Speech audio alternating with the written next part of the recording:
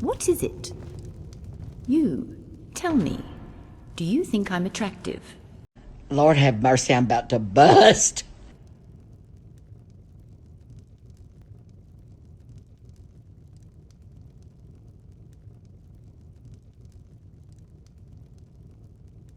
I know that. That wasn't what I asked you. I asked you if you thought I was attractive. Pretty, adorable, cute. I'm fairly sure I'm all four of those things, and the High Elf is none.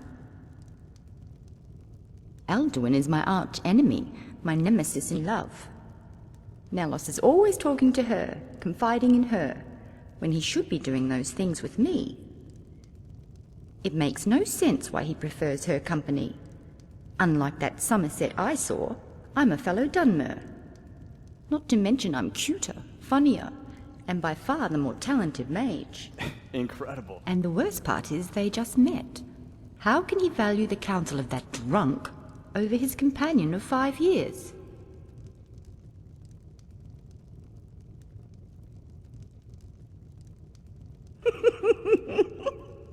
You're handsome for a Slode, but my heart belongs to Nelos. Disappointed! I am, and I'll have you know it wasn't all talent. I worked very hard to become the mage I am, a mage not everyone thought I could be. I still remember when I was but a novice at the college. Whenever I cast a distraction spell, everyone would comment on what a good enchanter I was.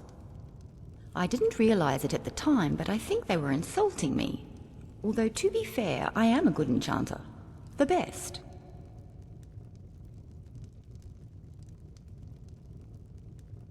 Yes, but I found where I truly excel is with spells of frost and cold.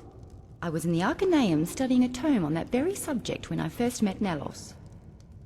He looked so menacing with that lick of hair and blades of war paint slashed across his face, yet his voice was gentle. He asked me if I understood the tome I read. I could only nod what remained of my head as my body melted into the floor. His questions turned out to be a sort of audition, one that I naturally passed with flying colours, despite Nelos having sailed under false ones.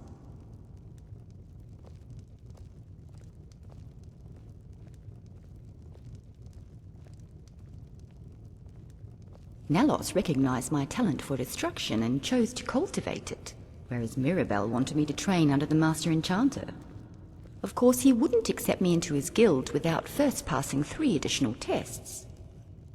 The first was to still his heart, the second was to make him smile, and the third was to take his breath away.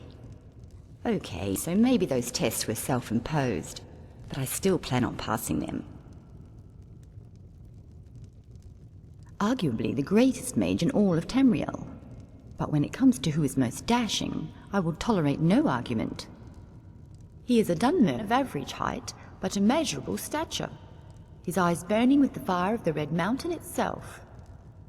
For all those who serve the guild, he is our leader, our mentor, our muse.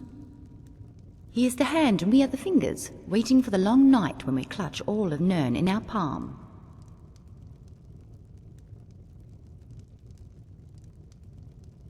Savos may have once been a powerful mage, but now he is nothing more than an administrator, more adept at delegating duties than casting spells. It was a book recommended to me by the librarian's apprentice on the nature of destruction magic. While some schools attempt to mimic reality and others try to alter it, it was unclear whether destruction was doing one or the other. When you harness the elements, do you draw them from nature or manifest them? When heat is drawn to make fire, does the air lose warmth? Much of this was explained to me by Nelos. Not that I needed him to. I understood it just fine. I just wanted to hear his voice.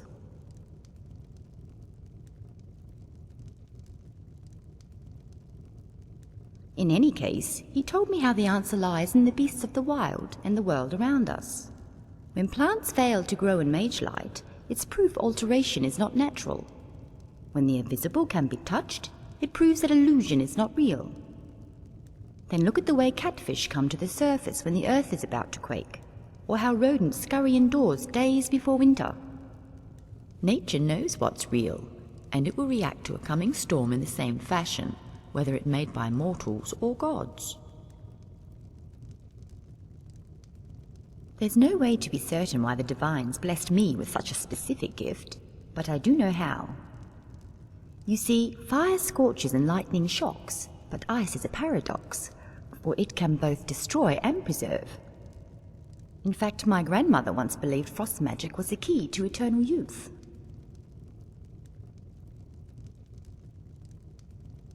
Well, the old bat thought if she slowed the heart and the body, she could slow the aging process itself. Every day she cast frost spells on herself, trying to delay the appointment the wrinkles had with her neck. Yet it only left her skin cracked and dry and whiter than a Nord's. She was a living ghost. Soon her health began to fail, and she no longer could muster up the magicka for her daily treatment. That's when she bought me a tome on frostbite. She was completely mad, of course. Should a child always listen to her elders? Was it wrong for me to end her miserable existence?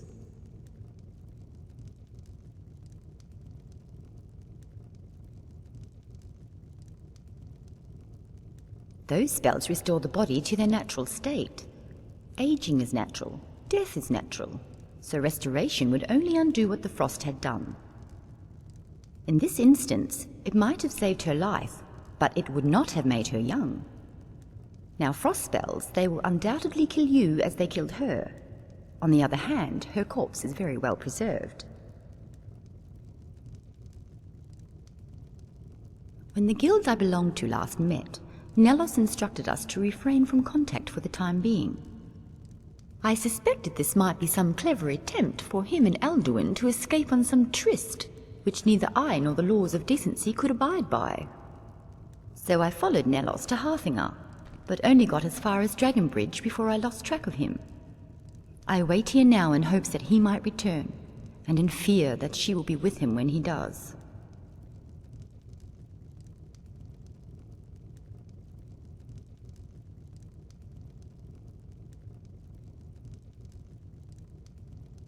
There's no way. You see, in fact, my grandmother once believed frost magic was the key. Well, the old every day, yet it only soon her house. She was completely mad, of course. Should a child always listen to her elders? Was it wrong for me to... Bags? No, there can't be. I'm still young, and also a Dunmer. I'm pretty sure we're born this way. Some people find it attractive. This, of course, didn't stop my grandmother from holding an ice spike to her face every night. It didn't do much for the wrinkles, but I found it does do well in slowing the heart. Stopping it, in fact.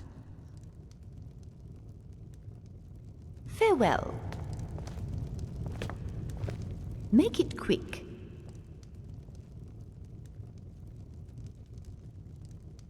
Alduin, it makes not to mention, and the worst part is they just met. You don't think they've already... No, that's impossible. I followed Nelos here and saw no sign of that low elf. I've heard Alduin is in Whiterun, and my dear Nelos is somewhere to the north of here. Alduin is my aunt. It makes not to mention and the worst part is they just met. You don't know that. You haven't seen the way he looks at me, the way all males look at me. It's the kind of look that makes you nervous and excited, in control and yet completely powerless. I'd recognize it anywhere, especially on him. Farewell.